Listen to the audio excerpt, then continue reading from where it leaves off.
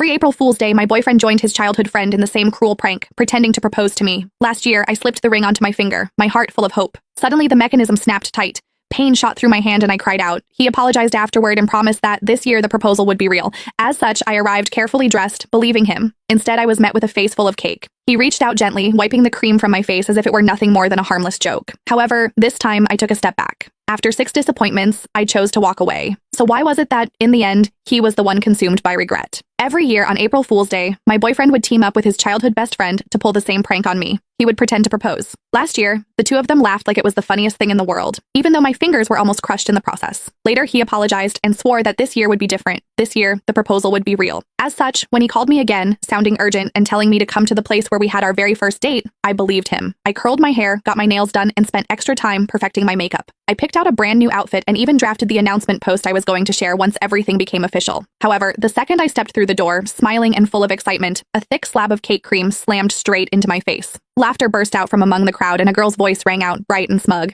"I told you Whitney would show up, Nolan. You lost." Nolan Jones walked over and, just like always, gently wiped the cream off my face. "You got all dressed up," he said with a soft smile. "It's a shame about the outfit." Then he added, like it was nothing, "I made a bet with the guys about whether I could get you to come. I said you wouldn't.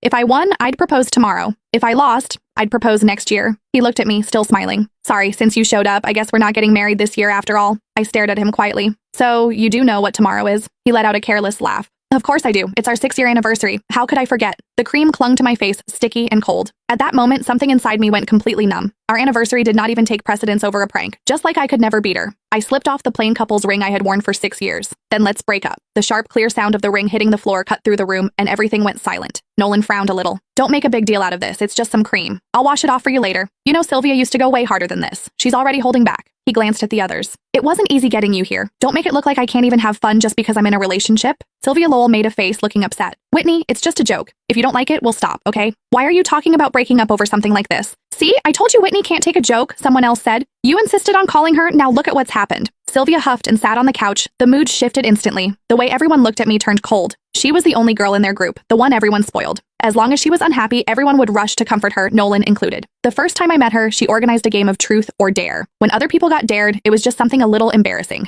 However, when it was my turn, they asked me to do something way out of line in front of everyone. All I said was that it was too much and I did not like it. Sylvia's eyes immediately turned red and she ran out of the room. Everyone ran after her, Nolan too. The welcome party that was supposed to be for me ended with me sitting there alone. He never said anything about it afterward, but from that day on, he never brought me to their gatherings again, unless Sylvia said it was okay. Then Nolan looked at me, his brows pulled tight. "Whitney, apologize to Sylvia." Before, I would have swallowed everything. I would have forced a smile, apologized, and explained myself